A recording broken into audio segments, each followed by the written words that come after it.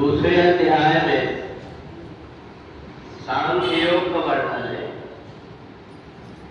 अव्यक्तादीनि भूतानि व्यक्त मध्यानि भारत अव्यक्त निधनादेव पत्र का परिदेवना। भगवान कहते हैं कि हमारा जो शरीर बना हुआ है इसमें दो चीज एक साथ है और इसलिए व्यक्ति कई बार बहुत बड़ी गलती कर लेता है। एक को पहचान लेता है, एक का ध्यान रखता और एक का ध्यान नहीं रख पाता। एक है जड़ और एक है चेतन। चेतन भी एक ऐसी आत्मा बैठी हुई है जो कभी शरीर को कुछ बोलती नहीं और इसलिए कई बार एक गलती हो जाती है। हम शरीर का तो ध्यान रख लेते, शरीर को वस्त्र ढक देते, शरीर को स्नान करा देते, पर उसके अंदर रहने वाली जो आत्मा जो इस शरीर को संभालती है, चलाती है, उस आत्मा को हम भूल जाते हैं। और उस आत्मा को जब हम भूल गए तो बाद में जब शरीर छूटता है, ये जो स्थूल शरीर है जिसको हमने बहुत संभाला है, सजाया है, ये यही छूट जाता है। और जब वो चैतन्य आत्मा में जीवात्मा जब प्रवेश करके देखता है तब उसको लगता है कि अरे हमारे अंदर कितनी दुर्लभ चीज थी, परंतु हमने उसका ध्यान नहीं दिया।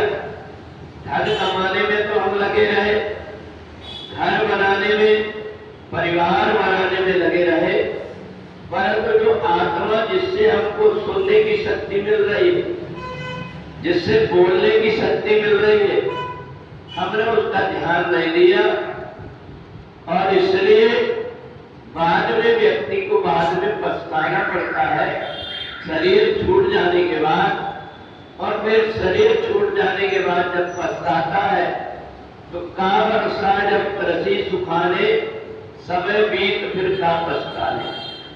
तो ये जो शरीर है हमारा, इसके भोजन और आत्मा के भोजन दोनों में अलग अलग है। जैसे मोटरसाइकिल और चलाने वाला दोनों का भोजन अलग अलग है। तो व्यक्ति अगर गलती कर दे कि जो मोटरसाइकिल का भोजन है 2 लीटर अपने अंदर डाल दे तो भी नहीं चलेगा, और अपन जो कुछ खाते हैं वो मोटरसाइकिल में डाल दे तो भी नहीं चलेगा। परंतु हम इतनी बड़ी गलती करते हैं, ये चैतन्य आत्मा जो हमारे शरीर में रहती है इसका भोजन है परमात्मा की भक्ति।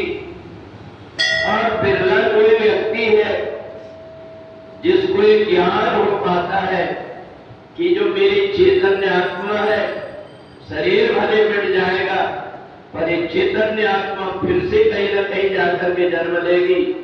इसलिए यदि मैंने इसको संभाल करके रखा, दो सुपर्णा सैजा सुजाता, यदि मैंने आत्मा को संभाल करके रखा, जहां कहीं सत्संग हो रहा है, गीता का पाठ हो रहा है, वहां मैं बैठ करके जब पाठ करने लगूंगा तो ये आत्मा सोचने लगेगी कितने दिनों के बाद इसको मेरी याद आई।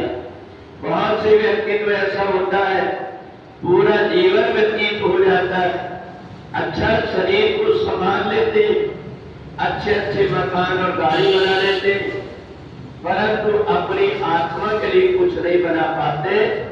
और इसलिए बिना शरीर के जहां तहां प्रेत बन करके आत्मा भटकते रहती है। तब लगता है कि हमने अगर आत्मा के उद्धार के लिए भगवान की भक्ति किए होते, भगवान से नाता जोड़ दिए होते, तो आज हमें इधर उधर भटकना नहीं पड़ता।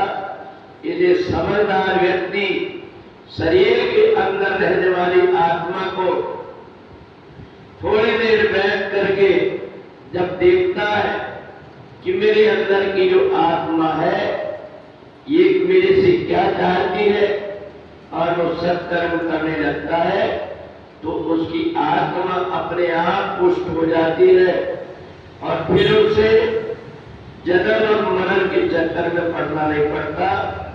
ये ज्ञानी और समझदार व्यक्ति वो है जो शरीर का भी ध्यान रखता है और आत्मा के भोजन का भी ध्यान रखता है, उसका जीवन सार्थक हो पाता है।